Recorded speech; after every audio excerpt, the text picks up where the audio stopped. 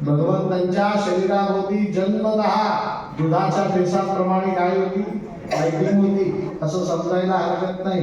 सांद्र पयोद सौभग. सांग परीक्षिता, हे सामान्य बालक जन्माला आल्याचं चिन्ह आहे का? नाही.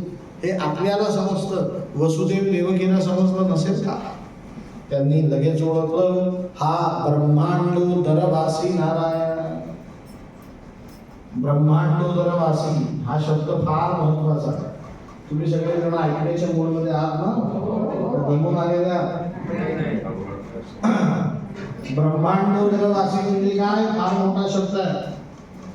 ज्या वेळेस सृष्टीचा प्रलय होतो, सृष्टी जलमय होते.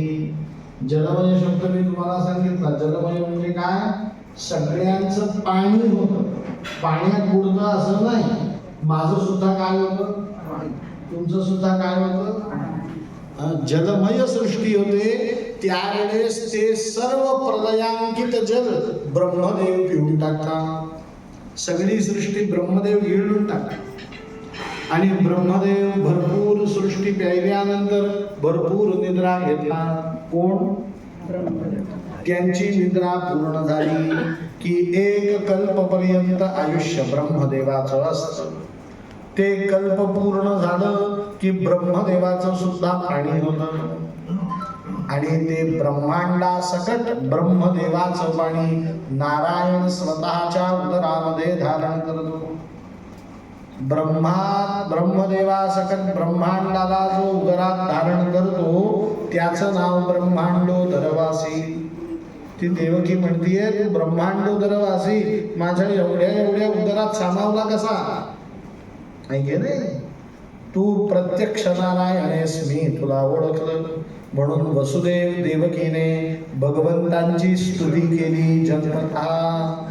ते म्हणतात, श्री कृष्ण कृष्ण सखवृष्णी वृषभावनिधृ राजन्य वंशदहना नपवर्गवीर्य गोविंद गोद्विज सुरारति हरावतार योगेश्वराखिल गुरु भगवन् नमस्ते गोपाल कृष्ण भगवान की जय. वसुदेवाने भगवंताकडे प्रेमातिशयाने बघितलं. भगवंतांच्या डोक्याजवळच सुंदर रत्नजडित टोपली होती. त्या टोपलीमध्ये एक दिवसाच्या बालकाला पुरेल एवढी गादी, तेवढीच उशी, 2 धक्के, छोटस पांघरूण भगवंतांना त्या गादीवरती झोपवलं. आणि ती टोपली भगवंतासकट वसुदेवाने डोक्यावरती घेतली.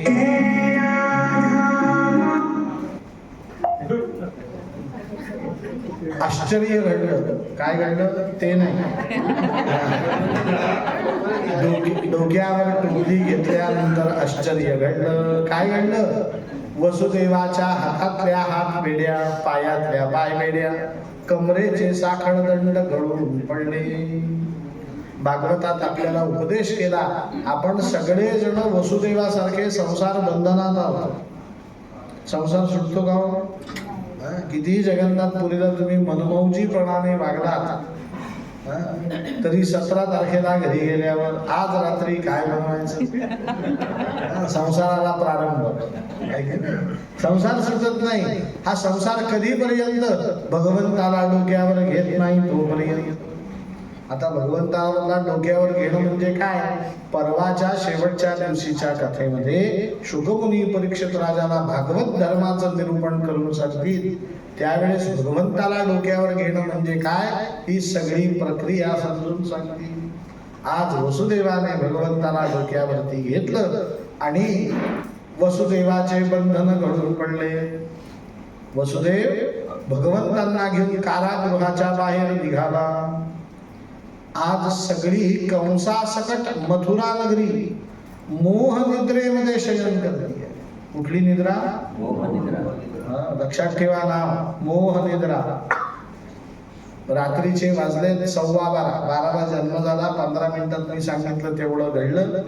12:15 वाजता वसुदेव निघाला आणि सगळी मथुरा नगरी मोह निद्रेत. मोह निद्रा म्हणजे काय? पहाटे 5 वाजता आपल्याला जी झोप लागते त्या झोपेचं नाव काय? नाहीये नाही.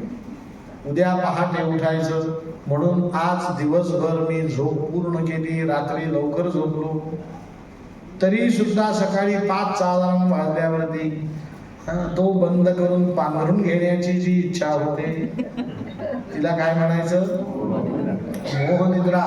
रात्रीच सगळ्यांना मोहनिद्रा लागली आणि वसुदेव भगवंतांना घेऊन कारागृहाच्या बाहेर आला. आतापर्यंत भगवंत टोपलीत आहे, त्यांचा चेहरा वरच्या बाजूला आहे, त्यांना छत दिसतंय. काय दिसतंय? पण वसुदेव जसा कारागृहाच्या बाहेर आला, भगवंतांचं सर्वप्रथम दर्शन श्री चंद्रनारायणाने घेतलं. कोणी घेतलं? तो चातकासारखा वाट पाहत, कारण आज पूर्ण परब्रह्म सच्चिदानंद घन नारायण चंद्रवंशामध्ये जन्माला आला. कुठल्या वंशात? परीक्षिता, आज तिथी अष्टमी आहे. निसर्ग नियमानुसार चंद्र अर्धा पाहिजे, पण आज तो भाकरीसारखा पूर्ण गोल वर्तुळाकार शोभायमान होतोय. पण शुकमुनींनी उक्ती दिली, उपमा दिली त्या चंद्राला. म्हणे हा कोण आहे? म्हणे वरपिता. चंद्र कोण आहे म्हणे? म्हणजे काय? मुलाचं लग्न दुपारी 12 वाजता असतं. किती वाजता? पण मुलाचे वडील सकाळी 7लाच फेटा बांधून कार्यालयात गेले. लग्न किती वाजता? आणि यांनी फेटा घातला कधी?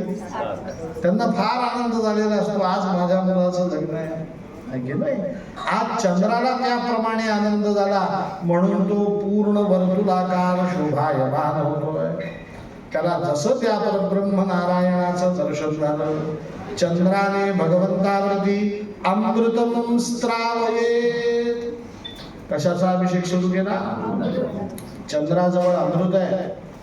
कोजागिरी पौर्णिमेच्या दिवशी चंद्र अमृताचा प्रक्षेप पृथ्वीवरती करतो, म्हणून चंद्रप्रकाशामध्ये आपण गाईचं दूध आठवत असतो.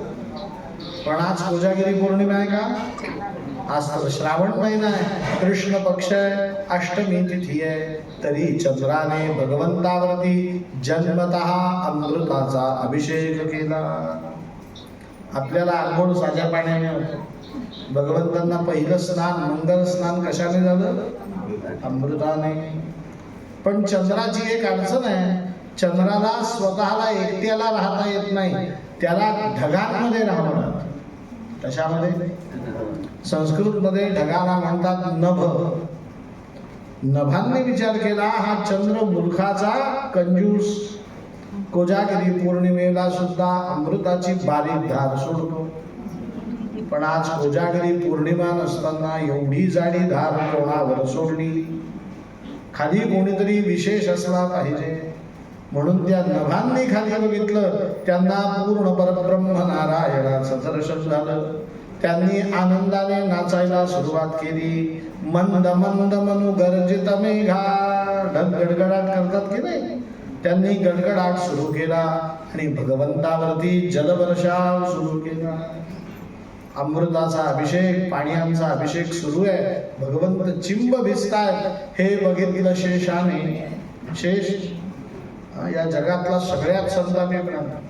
आरेला कार्य लगेच करतो, ऐके नाही, त्याच्याकडे वेळ नाही.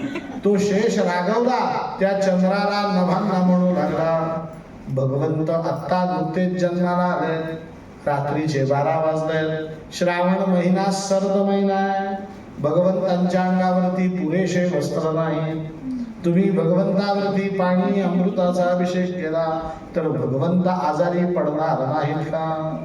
म्हणून तो संतापाने दोघांकडे बघतोय, पण झरझर वसुदेवाच्या पाठीमागून आला आणि शेषोल बघा भार निवार यंत्रणै. भगवंतावरती काय धरला? फणा धरला.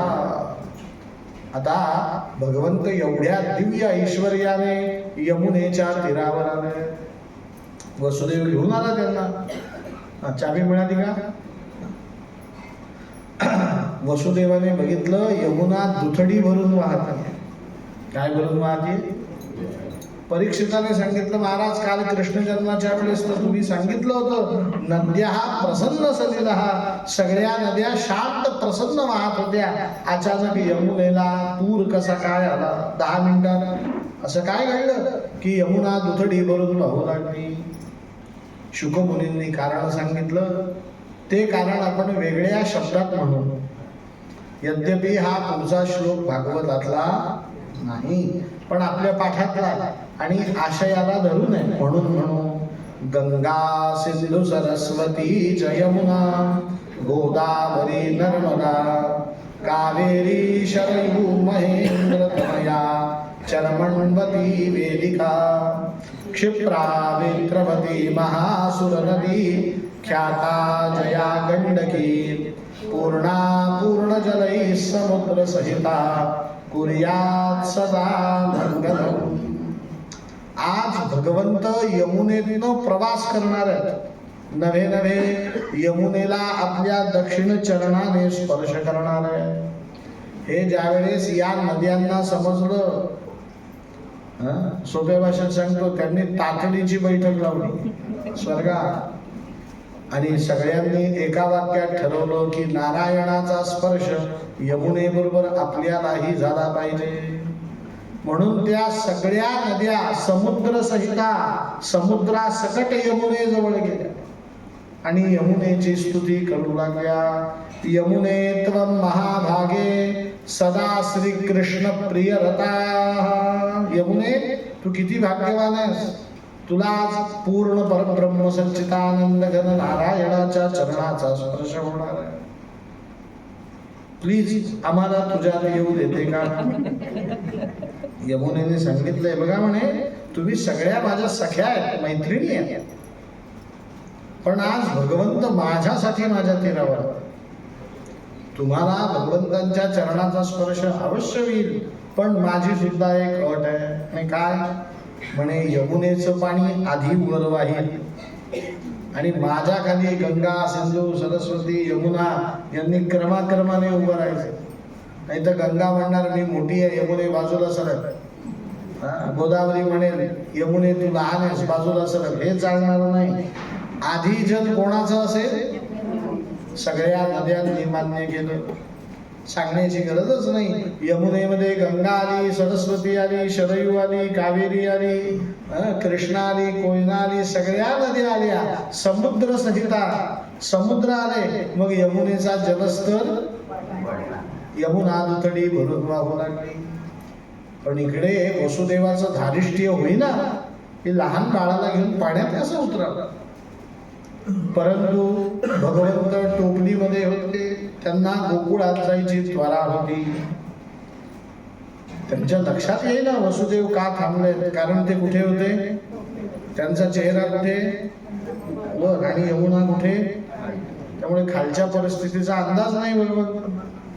पण भगवंतांना अडचण आली नाही. त्यांच्यावरती फणा धरून शेष नारायण होता. त्या शेषाला फक्त त्यांनी खुणवलं. काय झालं? गाडी का थांबली? शेषाने सांगितलं, भगवंता तुमची भविष्यात होणारी चतुर्थ पत्नी कालिंदी नाम यमुना तुमच्या प्रथम स्पर्शासाठी तुमची अत्यंत उत्कटतेने वाट पाहतीये. भगवंत म्हणतात, या जन्मात माझा तो मोठा लीला भाग आहे. भगवंतांनी आपला दक्षिण चरण बाहेर काढला आणि यमुनेला आपल्या दक्षिण चरणाचा स्पर्श केला. परीक्षिता, पतीचा प्रथम स्पर्श होता क्षणी यमुना लाजली आणि आपला जलस्तर घेऊन तिथून पळून गेली. यमुना निघून गेल्यावरती गंगा सिंधू सरस्वती कावेरी आदी नद्यांनाही जावं लागलं. परिणाम झटकन यमुनेचा जलस्तर कमी झाला. वसुदेवाने यमुना नदी ओलांडली, गोकुळामध्ये प्रविष्ट झाला. गोकुळात कुठे आला? म्हणे नंदालयम सबलयम सगिरिराज कन्या. तो नंदालयी आला, गोकुळचा राजा नंद. त्याच्या घरी वसुदेव आला आणि जाऊन पाहतो तर काय, आज गोकुळवासीय योग निद्रेमध्ये शयन करतात. कुठली निद्रा? मथुरेचे लोक कुठल्या निद्रेत होते आणि गोकुळाचे योग निद्रा म्हणजे काय? योगी लोक जी निद्रा घेतात. आपल्याला 6 ते 8 तास झोप लागते, ती जर झाली नाही तर आपल्याला दिवसभर अस्वस्थ वाटतं. पण योगी माणसं 30-8 तासाची झोप एका प्रहरात पूर्ण करतात. 3 तासात योग निद्रा, ते प्रशांत अवस्थेत झोपतात. इतकी गाढ निद्रा, तीच निद्रा आज सगळ्या गोकुळवासियांना लागलेली आहे. इतकं कशाला, स्वतः प्रसूत झालेल्या यशोदेला सुद्धा योग निद्रा लागलेली. परिणाम, यशोदेला एवढंच ज्ञान झालं, मी प्रसूत झाली. पण उत्सुकता असणारा विषय मुलगा की मुलगी हे समजण्याच्या आधीच तिला काय लागली? पण तिने एका बालिकेला जन्म दिला होता परीक्षिता. ती सामान्य बालिका नव्हती, ती भगवंतांची आल्हादिनी शक्ती. तिचं नाव योग माया. कोण जन्माला आली होती? वसुदेवाने त्या योग मायेला उचललं, भगवंतांना तिथे झोपवलं, योग मायेला टोपलीत घेतलं आणि वसुदेव परत मथुरेमध्ये आला. कारागृहात वसुदेव आला मात्र, आणि ती माया रडायला प्रारंभ करू लागली. शुकमुनी सांगतात, परीक्षिता, मायेला फक्त 2च गोष्टी येतात, एक स्वतः रडणं, दुसऱ्याला रडवणं. मायेच्या अधीन जे राहतात ते स्वतः रडतात, नव्हे त्यांना माया सतत रडवते. तिने असं रडायला सुरुवात केली की सगळे कारागृहातले सेवक जागृत झाले. त्यांनी कंसाला जाऊन वार्ता सांगितली. पण परीक्षिता, कंसाने त्या बालकाला मारण्यासाठी त्वरा केली नाही, घाई केली नाही.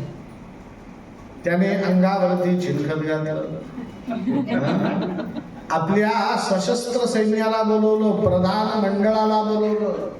अंगावरती चिलखत घालून एका हातात खड्ग, एका हातात तलवार, खांद्याला धनुष्यबाण, पुढे 100 सैनिक, मागे 100 सैनिक, असा लवाजमा घेऊन मथुरेतल्या प्रतिष्ठित नागरिकांना बरोबर घेऊन तो कंस कारागृहात आला.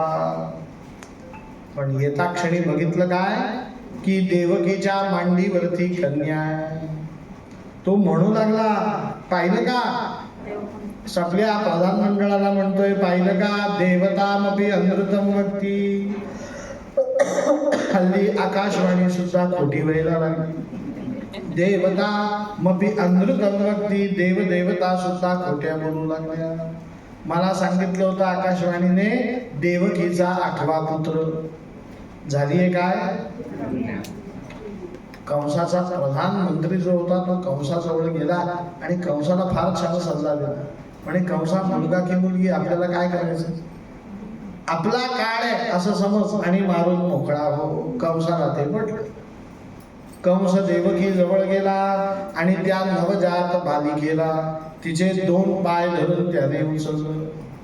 एवं त्रिभ्रामयित्वा, 3 वेळा गर फिरवलं आणि ज्या दगडावरती देवकीचे 6 मुलं आपटून फोडून मारून टाकले होते, त्याच शिलाखंडावरती मारण्यासाठी त्या बालिकेला जोरात खाली आपटलं.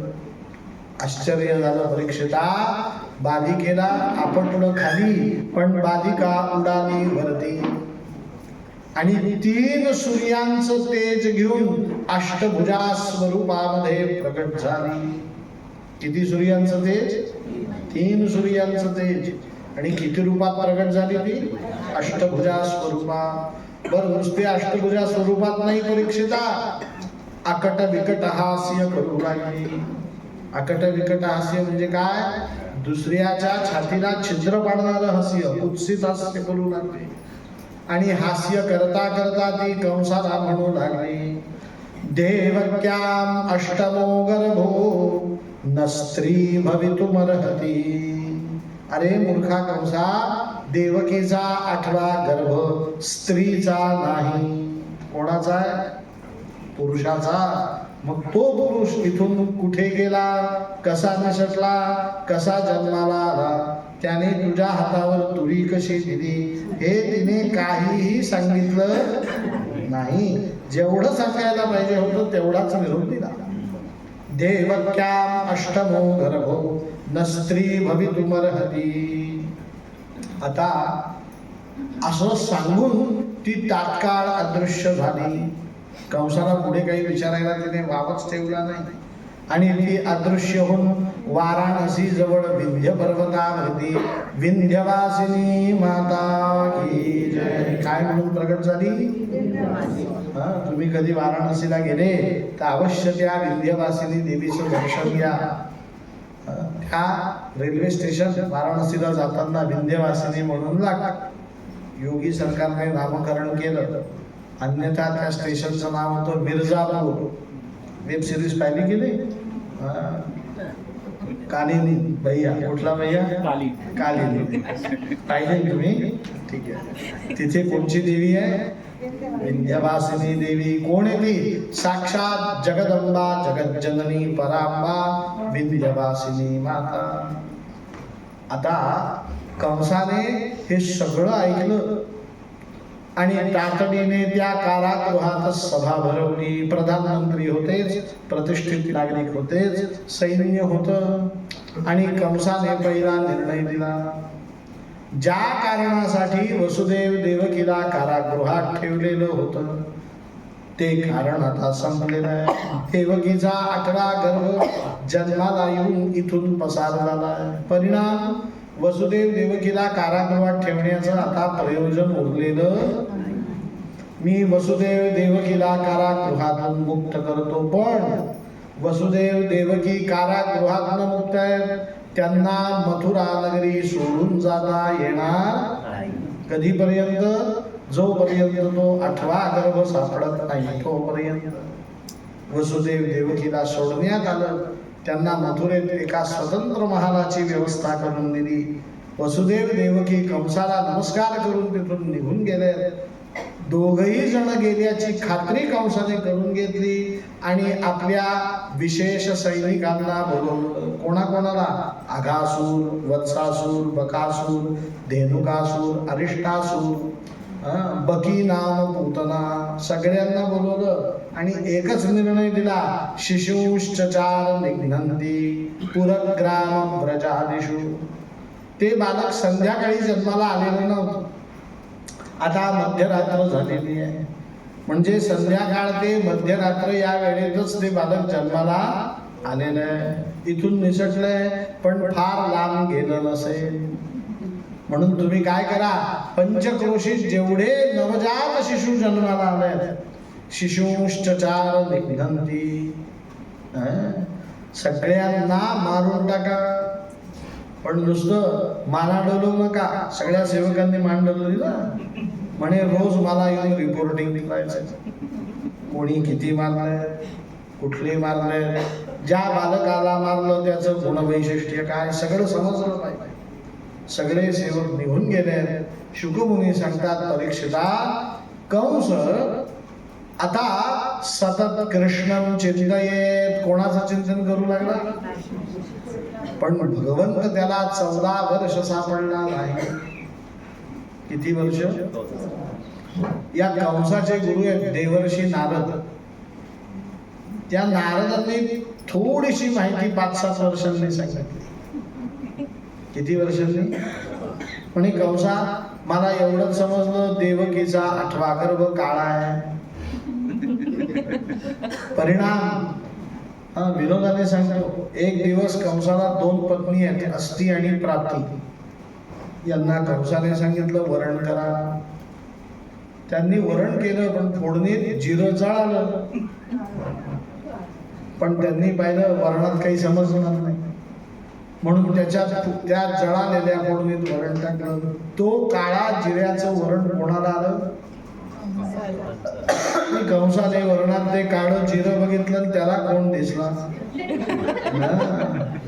कृष्णम सदैव चिंतये. त्याच्या डोळ्यासमोर कोण दिसतोय? त्याला कृष्ण दिसतोय. पण कृष्ण प्रत्यक्ष कधी दिसला? 14 वर्षानंतर. परिणाम 14 वर्ष मथुरा लीला भगवंतांची संपली.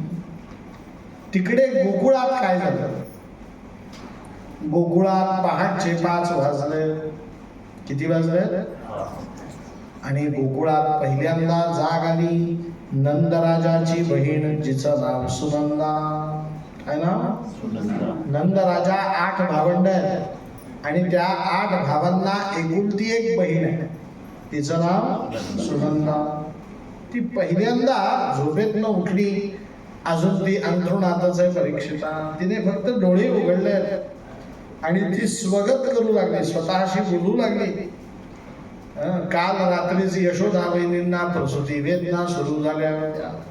सगळे राजवैद्य उपस्थित होते, सगळ्या सुईणी उपस्थित होत्या, सगळे औषधी तयार होत्या, किती प्रकारचे चाटणं तयार होते, गरम पाणी तयार होतं, ऐके नाही. प्रसूतीची जय्यत तयारी होती आणि यशोदा वहिनींना प्रसूती वेदना ही असह्य होत होत्या. पण अचानक यशोदा वहिनींना झोप लागली. राजवैद्यांनी नाडी बघितली आणि सांगितलं, ती गर्भवती स्त्रीला निद्रा लागली, त्या अर्थी ती निद्रेत निश्चितच प्रसूत होणार नाही. 2-3 तासाचा अवधी आहे. किती? मग 2-3 तासाचा अवधी म्हटल्यावर मी अंग टेकायला आले, पण माझ्या मेलीला बघा केवढी झोप लागली. पहाटचे 5 वाजले. तिकडे यशोदा वहिनी प्रसूती वेदनेने तळमळत तर नसतील ना. माझा भाऊ नंद राजा, त्याला जर समजलं मी रात्री झोपले तर तो संतापल्याशिवाय राहणार. म्हणून ती सुनंदा ताडकन उठली आणि यशोदा वहिनींच्या प्रसूतीगृहात गेली. पाहती तर काय, यशोदेच्या कुशीमध्ये सर्वांग सुंदरम बालकम. कसं बालक आहे? सगळे जण गोकुळवासीय झोपलेले आहेत. यशोदा झोपली आहे, नंदराजा झोपलाय, सगळे गोकुळवासीय झोपले आहेत. जागे 2च आहेत, एक भगवंत आणि एक. शुकमुनी सांगतात, परीक्षिता किती तिचं मोठं भाग्य आहे की राम प्रहरी तिला साक्षात पूर्ण परब्रह्म सच्चिदानंद घन नारायणाचं एकांतात दर्शन झालं. पण मनुष्यावरती मायेचा पगडा असतो. कशाचा? तिने त्या नारायणाला जवळ करण्याच्या ऐवजी मनात विचार केला, अरेच्या यशोदा वहिनी तर प्रसूत झाल्या, पण त्या तर अजून झोपल्या. आजूबाजूला कुठेही गडबड गोंधळ दिसत नाही, लगबग दिसत नाही. त्या अर्थी नंदराजाला अजून कोणी वार्ता सांगितलेली दिसत. आपण ही जर वार्ता नंदराजाला सांगितली तर या शुभ वार्ता सांगितल्याच्या बदल्यात नंदराजाच्या गळ्यातला नवरत्नांचा कंठा मला उपहार मिळाल्याशिवाय राहणार. म्हणून शुकमुनी सांगतात, तिने खऱ्या रत्नाला सोडून दिलं आणि कोणाला सांगायला निघाली? नंदराजाला. पण जाण्यापूर्वी यशोदेला उठवलं. यशोदा झोपलीस काय? बघ किती सुंदर बालक तुझ्या कुशीत जन्माला आलाय. यशोदा उठली आणि सुनंदा धावली. नंदराजाला उठवलं. नंदा झोपलास काय? यशोदायाम गर्भसंजातः. यशोदेला बालक जन्माला आलं. नंदराजा प्रगाढ निद्रेत होता. झोपेतनं उठवता उठवता वार्ता सांगितली. आपल्याला झोपेतनं उठवता उठवता कोणी जर काही सांगितलं तर सगळेच वाक्य कानात जातात का? नंदराजाच्याही गेले नाहीत. तो डोळे चोळत चोळत उठला. त्याने परत विचारलं, परत सांग. म्हणे, नंदा यशोदायाम गर्भो संजातः. यशोदेला गर्भ झाला, सुंदर बालकाला जन्म दिला. नंदराजाने तात्काळ गळ्यामध्ये हात घातला, नवरत्नांचा कंठा काढला आणि सुनंदेला उपहार दिला. शुकमुनी 3 श्लोकात नंद महाराजांची स्तुती करतात. आपली असं शुकमुनी सांगतात, परीक्षिता नंदाने भगवंताला बोलवलं होतं का? नाही. भगवंत स्वतःहून नंदराजाकडे गेला. कसा गेला? का गेला? याचं कारण सांगितलं. नंद महाराजांचा तो स्वभाव आहे, भगवंत प्रगट करण्यासाठी लागणाऱ्या सद्गुणांचा स्वभाव. म्हणे काय? म्हणे सानंदम आनंदम ददाति इति नंदः. स्वतः आनंदात राहायचं आणि दुसऱ्याला सुद्धा आनंद द्यायचं, आनंदात राहायचं, आनंदात दुसऱ्याला ठेवायचं. स्वतः आनंदात राहतो, दुसऱ्यालाही आनंद देतो, त्याला म्हणतात नंद. सानंदम आनंदम ददाति गृह्णाति च नंदः. आपल्याला जीवनात हा उपदेश लक्षात ठेवायचा.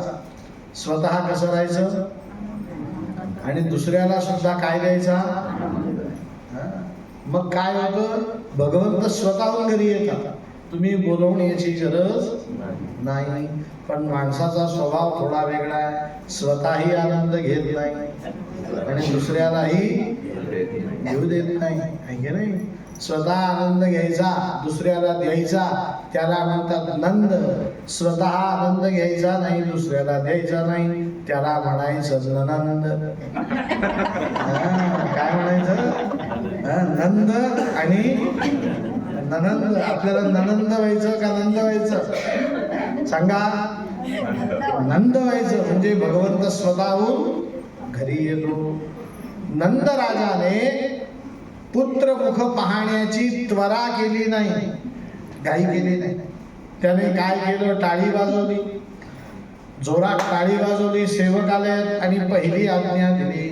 नंदस्त्वात्मज उत्पन्ने जाताल्लादो महामना आहूय विप्रान् वेदज्ञान स्नात शुचिललंकृतः. जा यमुनेवर उभ्या असणाऱ्या विद्वान वेदविद ब्राह्मणांना बोलवून आणा. कोणाला बोलवून आणा, वेद म्हणणाऱ्या विद्वान ब्राह्मणांना. ते कसेच ब्राह्मण बसलेत का तिथे, म्हणे नाही उभे, त्या ब्राह्मणांना पहिल्यांदा बोलवा. आमच्या परीक्षित राजाने विचारलं कोण ब्राह्मण, का उभे, त्यांना बोलवण्याचं काय कारण. मुलगा यांना जरा बोलवलं कोणाला, तर शुकमुनींनी कथेत कथा सांगितली. म्हणे परीक्षिता, नंदराजाची पत्नी यशोदा प्रसूत झाली, ही मी तुला कथा सांगितली. ही कथा ऐकल्यावर तुझा गैरसमज असावी की नंदराजा यशोदा दोघेही तरुण आहेत म्हणून त्यांना संतती झाली. अजिबात, दोघांचंही वय प्रौढ आहे. कसं आहे, यांना पुत्र कन्या संतती नाही, ती संतती योग्य वेळेस व्हावी म्हणून त्यांनी अनेक व्रत वैकल्य दान धर्म तीर्थ यात्रा यज्ञ याग सर्व केलं तरी त्यांना संतती झाली नाही. एक दिवस दोघांनी सहमतीने निर्णय घेतला, आता संतती होणार. भगवंतांनी आपल्याला या जे गायी दिल्यात ना, वासरं दिलेत ना, हीच आपली संतती. देव सगळ्यांना सगळं देत नाही. नंदराजा म्हणतो देवाने सगळ्याला सगळं दिलं असतं तर या जगतामध्ये कोणी कोणाला मानलंच नसतं. नंदराजा म्हणतो हे दिलं हे काय कमी आहे. आजपासून गायी गुरं हेच आपली पुत्रकन्या संतती. दोघं आनंदाने राहत आहेत. पण एक दिवशी दक्षिणेकडून उत्तरेकडे तीर्थयात्रा करणाऱ्या ब्राह्मणांचा जत्था गोकुळामध्ये आला. 200-250 ब्राह्मण. पूर्वी समूहाने तीर्थयात्रा करावी लागायची. त्यांनी यमुनेत स्नान केलं. सगळ्या गोपींनी पाण्याला आल्या होत्या. त्यांनी त्या ब्राह्मणांना विचारलं, म्हणे ब्राह्मण देवांनो, आज आमच्या गोकुळात एवढे ब्राह्मण कसे आले. त्यांनी सांगितलं आम्ही तीर्थयात्रेला आलेलो, आम्हाला यमुना दिसली, आम्ही स्नान केलं. आता आम्ही स्नान संध्या पूजा विश्वदेव तर्पण सगळं करू, पण आम्हाला इथेच 12 वाजतील. गोकुळात असा कोणी दानशूर व्यक्ती आहे का की 250 लोकांना शिधा दे. आम्ही इथे स्वयंपाक शिजवू. सगळ्या गोपींनी सांगितलं, म्हणे बघा आमच्या गोकुळचा राजा आहे नंदराजा, तो 250 काय 500 लोकांना सुद्धा शिधा दे. तुम्ही त्याच्या घरी जा. ब्राह्मण गेले. ओम भवती भिक्षां देही. भिक्षा मागितली. नंदराजाने भिक्षा दिली आणि भिक्षा दिल्यानंतर ब्राह्मण संतुष्ट झाले. त्यांनी नंदराजाला सामान्य आशीर्वाद दिला. कसा आशीर्वाद, सामान्य लक्षात येणार नाही म्हणून इंग्लिश शब्द सांगतो, जनरल. काही फार विशेष आशीर्वाद दिला. आयुष्यवान भव, आरोग्यवान भव, पुत्रवान भव. आणि पुत्रवान भव म्हणता क्षणी नंदराजाच्या डोळ्यात अश्रुबिंदू प्रवाहित झाला. त्या ब्राह्मणाने विचारलं, नंदराजा तुझ्या डोळ्यात अश्रू का. नंद राजाला रडू आलं. त्याने रडत रडत सांगितलं, म्हणे हे ब्राह्मण देवांनो, भूदेवांनो, तुमचा हा आशीर्वाद पुढच्या जन्मी तरी खरा होऊ द्या. कुठल्या जन्मी? आणि कुठला आशीर्वाद? म्हणे पुत्रवान भव. त्या ब्राह्मणांनी विचारलं, तुझं नाव? म्हणे नंद. म्हणे नंदा, तुला पुत्र नाही? म्हणे नाही. त्या ब्राह्मणांनी क्षणभर विचार केला. स्नान संध्या करणारे ब्राह्मण ते. त्यांनी सांगितलंय, बघ म्हणे नंदराजा, तू काही आमच्याकडे मुलगा मागितला नव्हता. आम्ही उत्स्फूर्त आशीर्वाद दिला. कसा दिलाय? आणि आम्ही सामान्य ब्राह्मण नाही. स्नान संध्या पूजा वैश्वदेव तर्पण करणारे, वेदांचं पठन करणारे ब्राह्मण. आमची वाणी अपयशी होणार पुढच्या जन्मात कशाला? याच जन्मात तुला सर्वांग सुंदर पुत्र होईल. पण तसं कशाला? तुला आम्ही मधाचं पोट दाखवायचं, तिथून निघून जायचं. मुलगा नाही झाला तर अशी शंका तुझ्या मनात येईल. आता तुला मुलगा होत नाही तोपर्यंत आम्ही गोकुळातच राहतो. कुठे राहतो? म्हणजे 9 महिन्याचा मुक्काम पक्का झाला. नंद राजाने विचारलं, तुम्ही मला मुलगा होणार नाही म्हणून गोकुळात राहणार, पण काय करणार?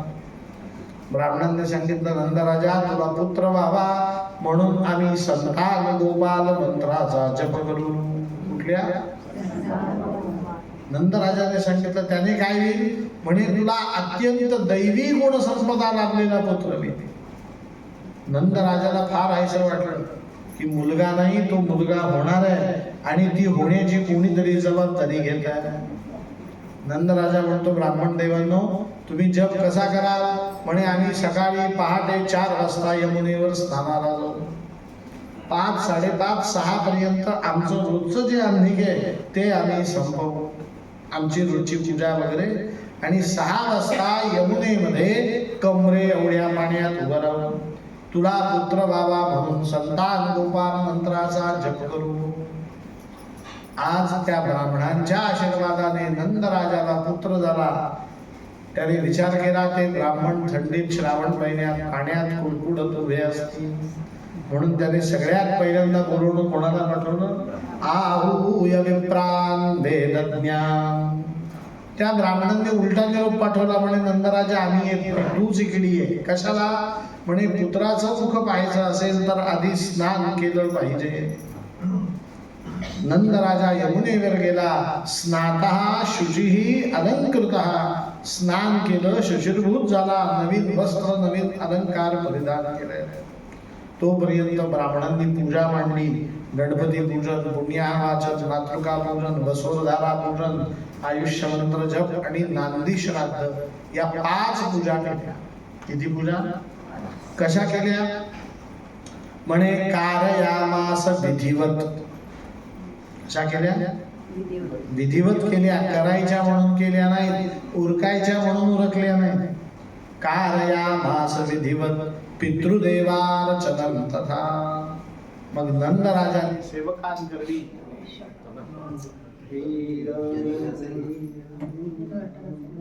गोपाल कृष्ण भगवान की जय. हरे राम हरे राम राम राम हरे हरे, हरे कृष्ण कृष्ण कृष्ण हरे हरे, हरे राम राम राम हरे हरे, हरे कृष्ण कृष्ण कृष्ण हरे हरे, हरे राम राम राम हरे हरे, हरे कृष्ण कृष्ण कृष्ण हरे हरे, हरे राम राम राम हरे हरे, हरे कृष्ण कृष्ण कृष्ण हरे हरे, हरे राम राम राम हरे हरे, हरे कृष्ण कृष्ण कृष्ण हरे हरे, हरे राम राम कृष्ण कृष्ण गोपाल कृष्ण भगवान. नंद राजाकडनं सोन्याची वाटी आणि सोन्याचा चमचा मागून घेतला. सोन्याच्या वाटीमध्ये दही, मध आणि तूप एकत्र केलं. नंदराजाच्या डाव्या हातामध्ये वाटी ठेवली, उजवा हात त्यावरती झाकण ठेवला. काही विशिष्ट मंत्रांचं ब्राह्मणांनी पठण केलं आणि सांगितलं, नंदराजा आता तू पुढे, आम्ही मागे. शांतीपाठ म्हणत म्हणत येतो, प्रसूतिगृहापर्यंत चल पुढे. सोन्याची वाटी चमचा घेऊन नंदराजा पुढे, ब्राह्मण मागे. जिथे यशोदा प्रसूत झाली होती त्या प्रसूतिगृहापर्यंत आल्या. ब्राह्मणांनी सांगितलं, नंदराजा पूजेपर्यंत तुला सोयर नव्हतं. सोयर माहिती आहे ना? आता तू आत गेला की तुला सोयर सुरू होईल. आम्ही आत येत, आम्ही बाहेरच थांबतो. पण तू काय कर, तुझ्या बालकाचं मुख पाहण्याच्या आधी त्याच्या मुखात 4 वेळा ते दही मध तूप साठव. का बरं म्हणे तुझं बाळ पूर्णायू होईल. कसं होईल? कारण ते दही मध तूप आम्ही आयुष्य मंत्र जप करून अभिमंत्रित केलेलं आहे. नंदराजाने श्रद्धेने ते दही मध तूप भगवंतांना साठवलं, नालच्छेदन केलं. काय केलं? ब्राह्मणांनी सांगितलं, नंदराजा आता बालकाला मांडीवर घे, यथेच्छ त्याचं मुख निहाळ. नंदराजाने यशोदेकडनं बालक घेतलं, मांडी घातली, खाली बसला आणि भगवंतांना मांडीवरती घेतलं. शुकमुनी सांगतात, नंदराजाच्या मांडीवरती आज कोण आहे? निष्कलो निरंजनो निर्विकल्पो निराख्यातः शुद्धो देव एको नारायणो नद्वितीयोस्ति कश्चित्. भगवंत निर्गुण निराकार आज नंदराजाच्या हातामध्ये सगुण साकार येऊन बसला. कसा होता? कसा तो? निर्गुण निराकार. आज नंदराजाला कसा मिळाला? सगुण साकार. निर्गुण निराकार सगुण साकार माहितीये का? मी समजून सांगतो ऐका. स्त्रियांनी खरं खरं सांगायचं. प्रत्येकीच्या घरी कढई आहे की नाही? हो का नाही सांगा? गाईचं म्हशीचं तूप आहे की नाही? रवा आहे की नाही? साखर आहे की नाही? गूळ आहे की नाही? वेलची पावडर आहे की नाही? 4 केशराच्या काड्या चुरून टाकायला आहेत की नाही? चारोळी आहे की नाही? मनुका आहेत की नाही? काजू बदाम आहेत की नाही? सगळं आहे, पण आश्चर्य एकीच्याही घरी शिरा नाही. ऐका, सगळं आहे पण काय नाही? शिरा आहे निर्गुण निराकार, विभागलेला. या डब्यात, त्या डब्यात, या ड्रॉवर मध्ये, फ्रीज मध्ये, थोडा थोडा इकडे तिकडे काय विभागला. पण जेव्हा सर्व गोष्टी कढईत एकत्र येतात तेव्हा तो निर्गुण निराकार डब्यांमध्ये विखुरलेला निर्गुण निराकार शिरा सगुण होतो. मला खरं सांगा, सगुण शिरा खाण्यात आनंद आहे का डब्यातला रवा पाहून तो कच्चा खाण्यात आनंद आहे? आज नंदराजाच्या हातामध्ये कोण आहे? सगुण साकार बालक. आणि तेही कसं आहे? सर्वांग सुंदर दिव्यम. सर्वांग सुंदर बालक. नंदराजाने पाहिलं आणि यशोदेला सांगितलं, यशोदे बघितलं का? नारायण सममिदम पुत्र. हा नारायणासारखा पुत्र आहे. शुकमुनी विनोद करतात, सांग परीक्षिता, नारायणासारखा दुसरा कोणी असेल का? काही गोष्टींना उपमा देता येत नाही. सागराला कशाची उपमा देणार? सागर हा सागरम इव. सागर हा सागरासारखाच. आकाशाला कशाची उपमा देणार? गगनम गगनाकार. आकाश केवढं? म्हणे आकाशा एवढंच. जगन्नाथपुरी एवढं आकाश म्हणता येईल का? तसं नारायणासारखा या जगतात कोणीही नाही. पण नंदराजा आनंदित झाला. त्याने बालकाच्या टाळूचा वास घेतला, अवघ्राण घेतला. सात्वं वीरवती भवजास्मान वीरवतो करिदिती. आशीर्वाद दिला नंदराजाने स्वतःच्या मुलाला. इतक्यात बाहेर ब्राह्मणांनी हाक मारली. म्हणे, नंदराजा तुला पुत्र नव्हता, आम्ही जप केला, आज पुत्र प्राप्त झाला. आता आम्हाला पुढची तीर्थयात्रा करायची आहे. आम्ही जप केला म्हणून तुला काही दक्षिणा द्यायची आहे का? द्यायची असेल तर दे, नाही तर आम्ही निघालो. नंदराजाने ते बालक पाहिलं. हातामध्ये पडी फुलपात्र तामण समोर होतं, हातात पाणी घेतलं आणि मला बालक झाला, त्या बालकाच्या जन्माच्या आनंदा प्रित्यर्थ मी ब्राह्मणांना दक्षिणा देतो संकल्प सोडला. आणि काय दक्षिणा दिली माहितीये का? शुकमुनी सांगतात, धेनूनां नियुते प्रादात् विप्रेभ्यः समदं कृतः. 2 लाख गायी दान दिल्या. किती गायी? मला मुलगा झाला म्हणून नंदराजाने किती गायी दान दिल्या? नंदराजाने 2 लाख गायी दान दिल्या. याच्या आधी ऐका, 9 लक्ष गवाणां पती नंदः. नंद किती गायींचा मालक आहे? 9 लाख पैकी किती गायी दान दिल्या? धेनूनां नियुते, नियुत म्हणजे 2 लाख. सगळे ब्राह्मण आनंदित झाले. त्यांनी वस्त्र अलंकार गायी घेतल्या आणि तीर्थयात्रेला निघाल्या. नंदराजाने ते बालक उचललं, यशोदेच्या कुशीमध्ये ठेवलं, यशोदेचं अभिनंदन केलं आणि सांगितलं, आत्मा त्वं पुत्रवती. आपल्या दोघांचा आत्मा म्हणजेच हा पुत्र जन्माला आला. सात्वं वीरवती, तू अत्यंत वीर पुत्राला जन्म दिलाय म्हणून तू वीर माता या पदवीला शोभतेस. यशोदेचं कौतुक केलं आणि नंद राजा बाहेर आला. आल्यानंतर ओरी माहिती आहे तुम्हाला? गच्ची शाळेला असते बघा, आणखी नाही, फक्त वरती पत्रे असतात, बाकी सगळं उघडं असतं. त्या ओरीदाला वाड्याच्या टाळी वाजवली. सेवक आले. नंदराजाने पहिली आज्ञा दिली, माझा गजराज काढा. त्या गजराजावरती सुंदर रेशमी झालर टाका. त्याच्यावर 4 द्वार असलेली सोन्याची अंबारी ठेवा.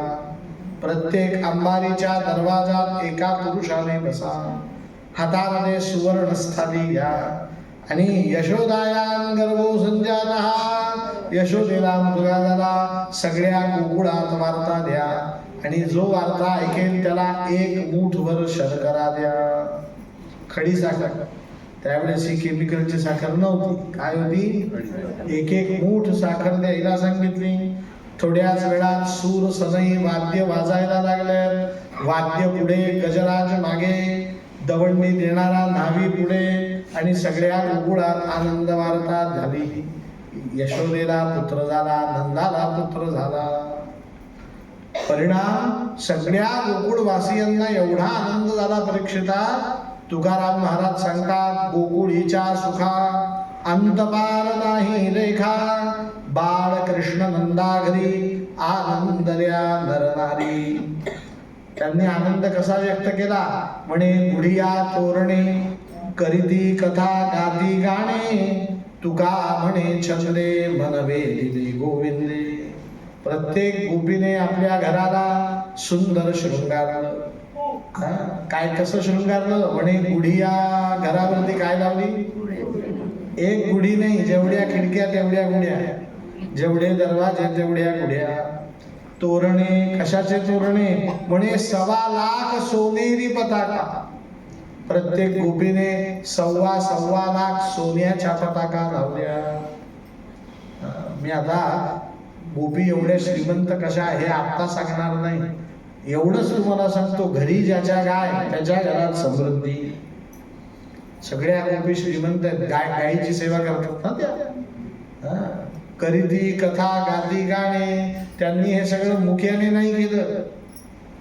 मुखात भगवंतांचं नाम ठेवून गुढ्या उभारल्या, मुखात भगवंतांचं नाम ठेवून तोरण बांधले, शेण सडा दिला.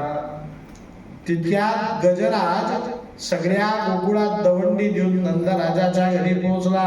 नंदराजाने परत सेवकांना टाळी वाजवून बोलवलं आणि 1 लाख वृषभ म्हणजे 1 लाख बैल त्यांच्या पाठीवरती 1 शर्करेचं पोतं ठेवलं, साखरेचं पोतं, आणि सांगितलं, सेवकांनो, हे शर्करा खंड घेऊन तुम्ही गोवर्धन पर्वतावरती जा. म्हणे काय करायचं? म्हणे गोवर्धन पर्वतावरनं हे 1 लाख पोथे साखरेचे तोंड उघडून पोथ्याचं खाली दऱ्या खोऱ्यांमध्ये ओतून द्या. कुठे ओतून द्या? परीक्षिताने विचारलं, असं का?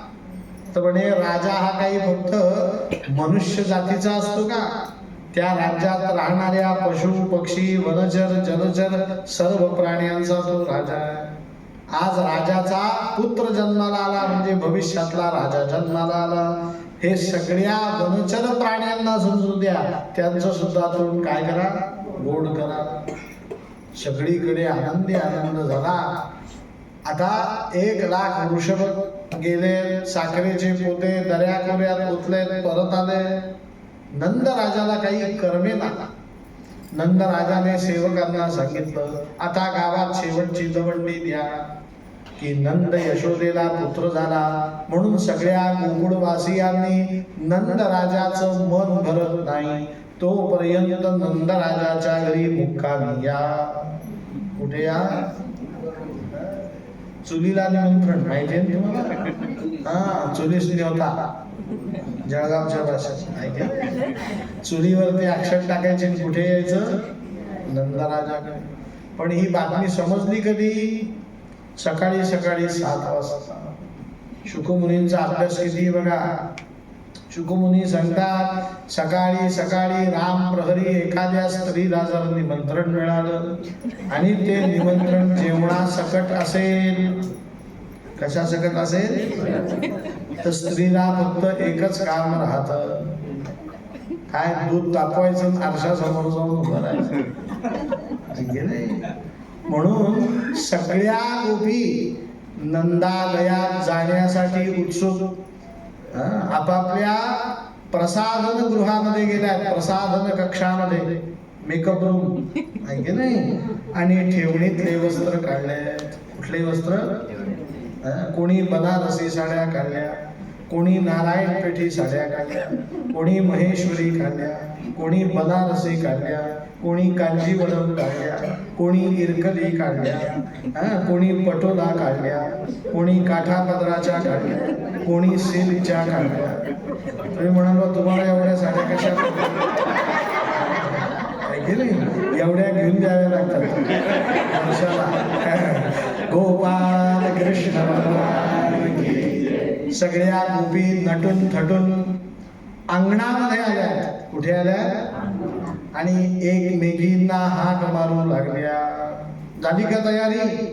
नंदालयात जाण्याची तयारी झाली का? शुकमुनी सांगतात, सांग परीक्षिता, स्त्रीची कधी तयारी होते का? होते का? गंमत सांगू काय तुम्हाला? आम्ही पूजा सांगायला जातो ना, उदाहरणार्थ वास्तुशांती कुठली, आम्ही यजमानाला सांगतो 8 वाजता आम्ही येणार आहोत. किती वाजता? पण आम्हीच जातो 8:30. कितीला जातो? कारण आम्ही आदल्या दिवशी सगळी तयारी पूर्ण करून ठेवते. गेलं की सुरुवात. यजमान बरमुडावर असतो. मग आपण त्याला घाई करून काय करायचं? 16 नेसायला सांगायचं. तो 16 नेसून 5 मिनिटात येतो. गुरुजी बसू का? आपण म्हणायचं बसा.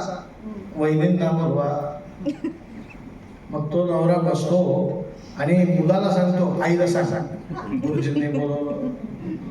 तो मुलगा जातो, आई बोलवलं. आईचं उत्तर ठरलेलं, आले आले 5 मिनिटं. काय म्हणते?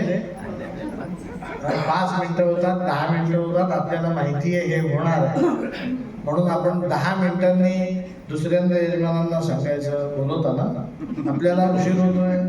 तो त्याच्या बहिणीला सांगतो, सांग तिला बोलवलं. ती जाते, वहिनी झालं का? आले आले 5 मिनिटं. उत्तर तेच. 10 मिनिटं परत होता. मग आपण त्या यजमानांना म्हणायचं आपल्याला उशीर होतो ना, पूजेचा मुहूर्त टळेल बरं, पुढे पूजा करते, लोक 12 वाजता जेवायला येतील. त्याला हे व्यावहारिक कारण पडतं. तो स्वतः उठतो आता. तो हातबीक काही मारत नाही, दरवाजावर एक आपण. आता बायकोच्या लक्षात आलं 5 मिनिटं हे उत्तर चालणार. ती दरवाजातून उघडते. तिचं आवरण झालेलं असतं का? तिला अर्धा तास दिला तरी एवढं बाकी असेल. ती बाहेर येताना हे करतच येते. म्हणजे तेवढं करत राहिले. बर ठीक. पूजेला येऊन बसली म्हणजे ती बसली असं होत नाही. तिला कोणीतरी असं करावं लागतं. मग ते कोण करेल सकाळी? झोपला आपापल्या, मग ती जबाबदारी आमची. बहिणी अप्रतिम झालेली बर, हे सर्टिफिकेट अर्धच झालं, ते पूर्ण करावं लागतं. आपण सांगायचं एक फोटो काढून घ्या, स्टेटसला फोटो ठेवून द्या, इंस्टाग्रामला स्टोरीला ठेवा. आहे नाही? असं स्त्रीचं आवरण कधी होत नाही. मुद्दा लक्षात आला का? प्रत्येक गोपीने उत्तर दिलं. 2च मिनिटात आले. तोपर्यंत अंगणात आलेल्या गोपींनी काय केलं? नंदालयम सबलयम गिरिराजच्युतमाल्यवर्षा, आपल्या अंगणामध्ये उगवलेले गुलाब, जाई, जुई, मोगरा, निशिगंध आदी फुलं तोडले आणि ते तोडलेले फुलं स्वतःच्या केसांमध्ये मारले आणि सगळ्या गोपी सुगंधित होऊन, सुगंधित सुपुष्प सुचारू होऊन नवीन वस्त्र परिधान करून नंदाच्या घरी आले. सर्व गोपींनी सर्वप्रथम यशोदेच्या महालात जाऊन यशोदेचं अभिनंदन केलं, नंदराजाचं अभिनंदन केलं.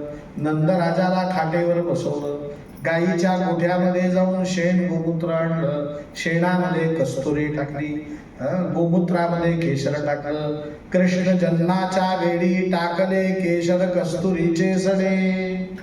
आज भगवंत जन्माला आला, सडा कशाचा घातला? मग केशर कस्तुरीचा सडा घातल्यावरती रांगोळी काढली पाहिजे. मग ती कशाची काढायची? मुक्ती मोती यांचा केला चुरा. जात्यामध्ये मोती घातले, जगन्नाथपुरीचे नाही, 100 रुपयाची माळ नाही, खरे मोती, खंबायती मोती. त्याचं काय केलं? चूर्ण काढलं आणि त्या मोतियांच्या चूर्णाची केली रंगवल्ली. काय केली? रांगोळी काढली. आणि नंदराजाच्या घरामध्ये सगळ्या गोपींनी जणू आज होळी पौर्णिमा आहे, जणू आज रंगपंचमी आहे, असा विविध रंगांनी रंगोत्सव साजरा केला. सगळं नंदराजाचं घर नवरंगाने भरून गेलं. शुकमुनी सांगतात भगवान श्रीकृष्ण हा नवरंगी आहे. कसा आहे?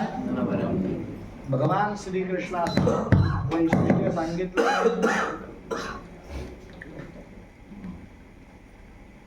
भगवान श्रीकृष्णांचं वैशिष्ट्य आहे, तुम्ही ज्या रंगाने श्रीकृष्णाकडे बघा त्या रंगाचा तुम्हाला श्रीकृष्ण दिसतो. तुम्ही आई म्हणून बघा, आई म्हणून दिसेल. वडील म्हणून बघा, भाऊ म्हणून बघा, की नाही? परब्रह्म म्हणून बघा, मुलगा म्हणून बघा, की नाही? चोर म्हणून बघा, तुम्ही काही बघा, तो नवरंगी आहे. ज्या रंगात तुम्ही नाहीलेले असाल त्या रंगात तुम्हाला कृष्ण दिसेल. आता नंदराजाच्या घरी आनंदोत्सव सुरू झाला. नवमीच्या दिवशी, नवमी, दशमी, एकादशी आणि द्वादशी 4 दिवसांमध्ये सगळ्या देवदेवता, यक्ष, किन्नर, नग, नाग, अप्सरा, देवर्षी, राजर्षी, महर्षी, उर्वर्षी, अमर्षी, अमरात्मा, विमलात्मा, महात्मा सगळ्यांनी नंदाच्या घरी येऊन भगवंतांचं दर्शन घेतलं. साक्षात शिवशंकर दर्शनाला आले. शंकर कोण आहे? योगी. कोण आहे? यशोदा झोपलेली होती. बाळंतीण स्त्री श्रमलेली, दमलेली, थकलेली असते ना, तिचा डोळा लागला होता. शंकर आले. आमच्या भगवंतांनी एकदा मान वर करून यशोदा झोपल्याची खात्री करून घेतली. यशोदा आपल्याकडे पाहत नाही, बघितलं. समोर शंकर आले आणि भगवंतांनी डाव्या पायाचा अंगठा तोंडामध्ये घातला. कशाचा अंगठा? योगी माणसाचं लक्षण आहे. डाव्या पायाचा अंगठा तोंडापर्यंत येणे. आपला येईल का? करून बघावं. कुठे कुठे उषण भरते हेही सांगा. भगवंतांनी सांगितलं शंकरा तू योगी आहेस पण मी महायोगी आहे. योगीनाम महायोगी. शंकर स्थिमित झाले, भगवंतांना नमस्कार करून निघून गेले. साक्षात जगताला निर्माण करणारा ब्रह्मदेवाला परीक्षिता यद्यपि 3 दिवसाचं बालक पालथ पडत नाही. ब्रह्मदेव एका क्षणी भगवंतांनी ब्रह्मदेवाला पालथ पडून दाखवलं. इंद्रदेव आले, भगवंतांनी कूस परिवर्तन करून टाकलं. कोणी देव देवता आले तर भगवंत कधी हसल्यासारखं करतात, कधी रडल्यासारखं करतात, कधी झोपल्यासारखं करतात, कधी जागा असल्यासारखं करतात, कधी माझं तुमच्याकडे लक्ष नाही असं वाटतं. सगळ्या देवदेवतांनी भगवंतांची स्तुती केली. नटो नाट्य धरो यथा, कृष्णा तुझ्यासारखा नट नाही आणि तुझ्यासारखा नाटक करणारा पुरुष नाही. नटो नाट्य धरो यथा. पण साक्षात भगवंतांची पत्नी जगदंबा जगज्जननी लक्ष्मी देवी आल्या. लक्ष्मी देवींनी देवर्षी नारदांना विचारलं, म्हणे नारदा, या पूर्ण परब्रह्म नारायणाने गवळ्याच्या घरी जन्म घेण्याचं कारण काय? का बरं गोकुळात जन्माला आला भगवंत? या शेण गोमूत्रात कुठे राहणार होतो? आमच्या नारदांनी सांगितलं, लक्ष्मी देवी ऐका, भगवंतांचा या जन्माच्या आधीचा जन्म होता श्रीराम अवतार. या रामावतारात भगवंतांनी ब्राह्मणांची सेवा केली की नाही? वसिष्ठ, विश्वामित्र आदी ब्रह्मर्षींची ब्राह्मणांची सेवा केली. अहो, या भगवंतांनी पशूंची सेवा केली. पशूंची सेवा केली की नाही? जटायू कोण आहे? पक्षी. पशु पक्षी, जटायू पक्षी आहे, त्याचा भाऊ संपादी पक्षी आहे. वानर पशु आहे, रामायणातली प्रसिद्ध खारुताई पशु आहे नाही? पशूंची पक्ष्यांची सेवा केली. अहो, मानवांची सेवा केली. अयोध्या प्रजावासीय वृद्ध माणसाला प्रभू रामचंद्र वाकून नमस्कार करायचे. वयाने लहान होते ना ते. मानवांची सेवा केली. हे कमी का काय? देवांची सेवा केली. रामेश्वरमला साक्ष आहे, शंकरांची स्वतः पूजा केली. म्हणजे देवांची पूजा करतो की नाही राम, म्हणजे देवांची सुद्धा सेवा केली. हे कमी का काय? राक्षसांची सेवा केली. रावण, कुंभकर्ण आदी राक्षसांना मुक्ती नव्हती. भगवंतांच्या हातून मृत्यू आला म्हणून त्यांना काय मिळाली? म्हणजे त्यांची ती काय झाली? सेवा झाली. पण ज्या वेळेस प्रभू रामचंद्रांनी अवतार कार्य संपवताना शरयू नदीत प्रविष्ट होताना लक्ष्मणाचा हात धरला आणि भगवंत रडू लागले. लक्ष्मणाने विचारलं, देवा का रडता? आमच्या रामांनी ही सगळी यादी दिली, यांची मी सेवा केली. पण रामावतारात एक पत्नी, एक वचनी, एक बाणी, हे या 3 मर्यादा मला होत्या. काय होत्या? परिणाम, माझं कर्तृत्व मर्यादित होतं. म्हणून इच्छा असून सुद्धा मला गोसेवा करता आली नाही. काय करता आली नाही? मग लक्ष्मणाने सांगितलं, देवा फिरायचं का मागे? गोसेवा करू. रामांनी सांगितलं, नाही, आता पुढच्या जन्मात आधी गोसेवा, मग परित्राणाय साधूना, मग विनाशाय च दुष्कृताम, मग धर्म संस्थापनार्थाय. आधी गोसेवा. म्हणून भगवंत गोचारण करण्यासाठी आले. आमच्या लक्ष्मी देवीने विचारलं, म्हणजे नारदा, भगवंत नेमकं काय करणार आहेत? नारदांनी सांगितलं, भगवान श्रीकृष्ण गोव्रत धारण करणार आहे. गोव्रत म्हणजे भगवंत गायी बरोबरच राहणार. गाय बसली, भगवंत बसणार. गाय उठली, भगवंत उठणार. गायीने चारा खाल्ला, भगवंत शिदोरी काढणार. गायीने पाणी प्यायलं, भगवंत पाणी पिणार. गाय चालायला लागली, भगवंत चालायला लागणार. गाय थांबली, भगवंत थांबणार. गायीला ओलांडून भगवंत कधीही पुढे जाणार नाही. आहारामध्ये गायीचं दूध, गायीचं दही, गायीचं लोणी, गायीचं दूध. गोव्रत धारण करणार. लक्ष्मी देवींच्या डोळ्यातनं गळगळ गळगळ अश्रू यायला लागले. तुमच्या डोळ्यातनं कशी झोप येते तसे अश्रू यायला लागले. काळजी करू नका, 10 मिनिटात थांबणार. गळगळ अश्रू यायला लागले. लक्ष्मी देवींनी विचारलं, ज्या अर्थी भगवंत गायीप्रमाणे वर्तन करणार तर गायी अनवाणी चालणार आहे, मग भगवंत सुद्धा अनवाणी चालते. देवर्षींनी सांगितलं, निश्चितच गाय चप्पल घालणार नाहीत, मग भगवंतांना घालता येणार नाही. लक्ष्मी देवी सांगतात, देवर्षी नारदा, तुम्ही हे सांगितलं निर्विकारपणे, पण भगवंतांचे पाय माझ्या हातात असतात. पाय लक्ष्मीचे हाती. आणि त्यांचे चरण अत्यंत सुकोमल आहे. त्यांना काटे कुठे दगड जर लागले तर मला ते सहन होणार नाही, म्हणून लक्ष्मीने साक्षात कुबेराला बोलवलं. कोणाला बोलवलं? हनुमंतांचे वडील मारुत म्हणजे वायुदेवांना बोलवलं आणि सांगितलं, देवर्षी नारदा कुठे कुठे फिरणार आहे भगवंत? म्हणे गोकुळ, मथुरा, वृंदावन, नंदगाव, बरसाना आणि गोवर्धन पर्वत. वायुदेवांना सांगितलं जोऱ्याने व्हायचं आणि सर्व परिसर स्वच्छ जाळून टाकायचा, काटे कुठे दगड धोंडे बाजूला करायचे. वायुदेव एक प्रहरभर 3 तास सगळं गोकुळ, मथुरा, वृंदावन, व्रज स्वच्छ करते झाले. तुम्ही आजही जा गोकुळात, वृंदावनात, एक दगड औषधाला सापडणार नाही. कोणी स्वच्छ केलंय? हनुमंतांच्या वडिलांनी. आता भगवंत जिथे पाय ठेवतील तिथे पायघड्या घातल्या पाहिजे ना, भगवंत येतो. म्हणून कुबेराला सांगितलं 48 मिनिट म्हणजे 1 मुहूर्त, 24 मिनिट म्हणजे अर्धा मुहूर्त, 48 अधिक 24 72 मिनिटांपर्यंत भगवंत या जमिनीवर पाय देणार आहेत. म्हणून तुम्ही सोन्याचा वर्षाव करा. कशाचा? भगवंतांच्या चरण कमलांचा स्पर्श जमिनीला होणार, ती जमीन सुवर्ण मिश्रित केली. कशाची? म्हणून भागवताच्या 29व्या अध्यायातल्या पहिल्या श्लोकात गोपी म्हणतात, जयति तेधिकम जन्मना व्रजः श्रयत इंदिरा शश्वतत्रही. इंदिरा म्हणजे लक्ष्मी. लक्ष्मी कशी आहे? चंचल, चपल. ऐकले नाही? तुम्ही सकाळी 100चे नोट घेऊन घराबाहेर पडा, ती संध्याकाळी कुठे पोहोचलेली असेल सांगता येत नाही. तुम्ही दूधवाल्याला द्याल, दूधवाला रिक्षेवाल्याला देईल, रिक्षेवाला एसटी वाल्याला देईल, एसटी वाला रेल्वेवाल्याला देईल, तो रेल्वेतला मनुष्य जगन्नाथपुरीला निघून येईल.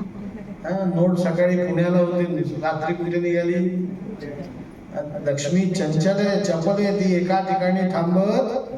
पण गोकुळ, मथुरा, वृंदावन आदी जे व्रज क्षेत्र आहे तिथे लक्ष्मी स्थिरा. ती कशी आहे? स्थिर आहे. कुठल्या रूपाने?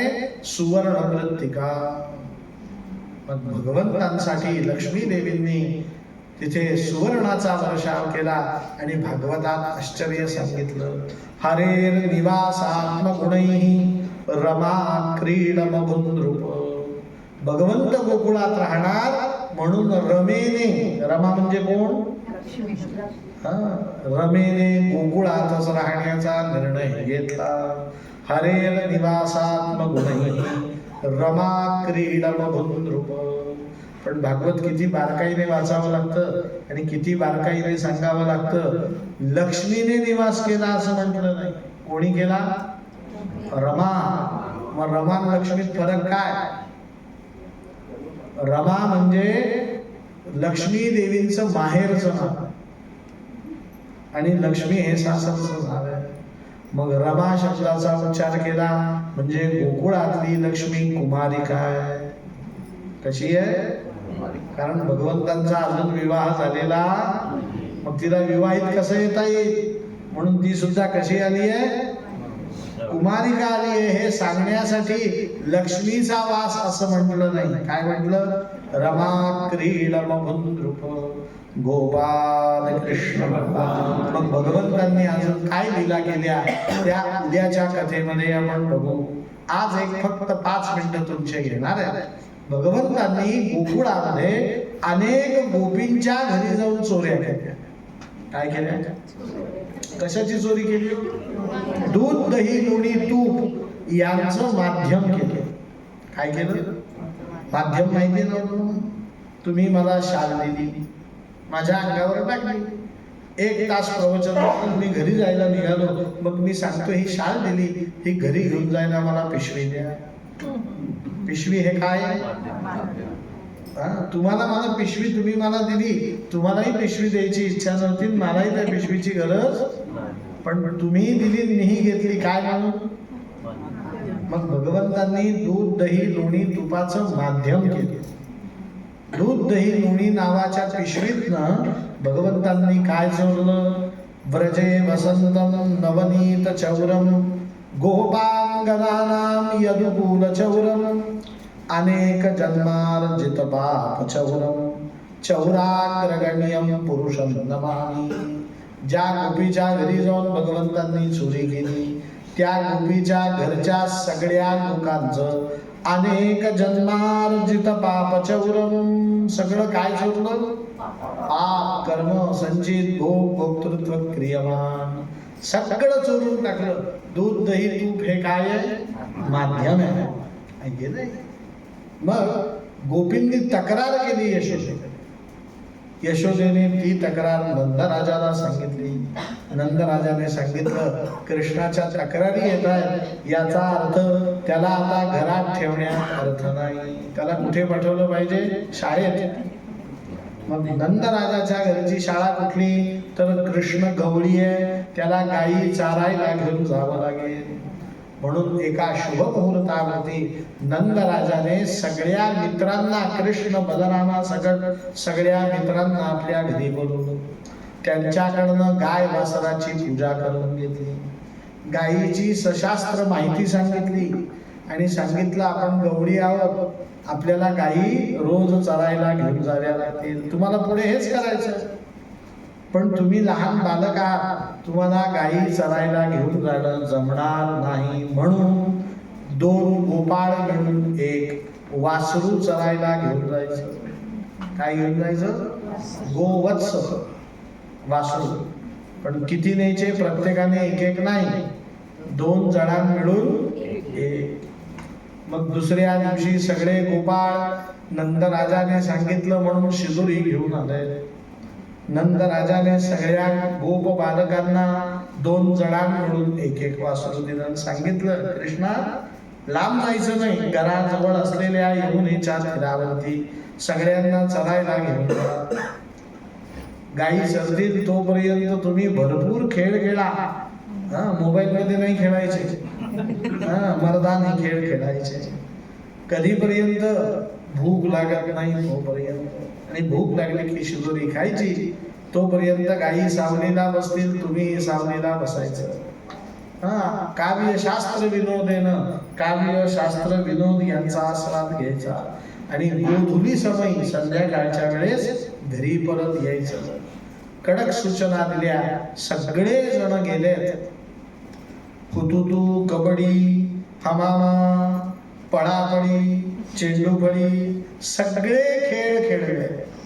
सगळे गोपाळ घामाघूम झाले. सूर्य माध्यान्ह काळी आला. डोक्यावर सगळे गोपाळ कृष्णाजवळ आले. सगळ्यांनी हात जोडा. सगळे गोपाळ कृष्णाला म्हणतायत कृष्णा. सगळ्यांनी म्हणा खांदी भार पोटी भूक,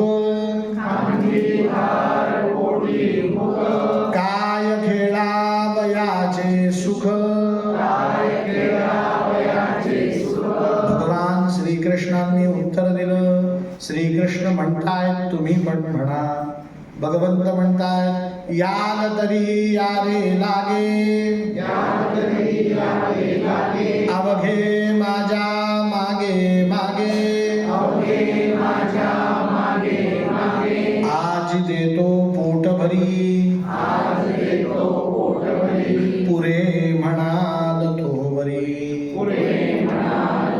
गोपाल कृष्ण भगवान. फार सिरियस प्रार्थना आहे, गांभीर्यपूर्वक केलेली प्रार्थना आहे. सगळे गोपाळ म्हणतात कृष्णा आम्ही मोठ्या अडचणीत आहोत. खांदी भार पोटी भूक, काय खेळावयाचे सुख. 3 वाक्य आहेत फक्त. खांद्यावर भार आहे, पोटात भूक आहे आणि आता खेळण्यात सुख वाटत नाही. ही आपली तक्रार आहे बरं का संसारातली. खांद्यावरती संसाराचा भार आहे, ऐकिने हो प्रत्येकाच्या. आणि पोटामध्ये तर अनेक गोष्टींची भूक आहे. आपल्याला जगन्नाथपुरीलाही जायचं, वाराणसीलाही जायचं, भागवतही ऐकायचं, रामायणही ऐकायचं, ऐकिने गंगेत स्नानही करायचं, सगळ्या तीर्थयात्राही करायच्या, घरी यज्ञही करायचा, सगळ्यांना जेवायलाही बोलवायचं. किती भूक आहे आपल्याला. खांदी भार पोटी भूक. पण माणसाची अडचण आहे, त्याला रोज सतत तोच खेळ खेळावा आहे की नाही? संसारात कुठला खेळ आहे हो? संसार नावाचा खेळ, पण तोच आहे. संसारातल्या खेळात फरक नाही. म्हणून शब्द वापरला, काय खेळा वयाची सुग. तोच खेळ किती वेळा खेळायचा? भगवंतांनी ती तक्रार ऐकली, उत्तर दिलं, म्हणे काळजी करू नका, आजपासून हे सगळं बंद. तुम्ही फक्त एक काम करा, याल तरी यारे लागे, अवघे माझ्या मागे मागे. तुम्ही सगळेजण कुठे या? माझ्या मागे मागे या. माझ्या मागे मागे या म्हणजे कृष्णाच्या मागे नाही, शास्त्र वचनाच्या मागे या. कशाच्या? मग काय येईल? याल तरी यारे लागे, अवघे माझ्या मागे मागे. मग भगवंत वचन देतात, आज देतो पोट भरी. आज कसं देतो तुम्हाला?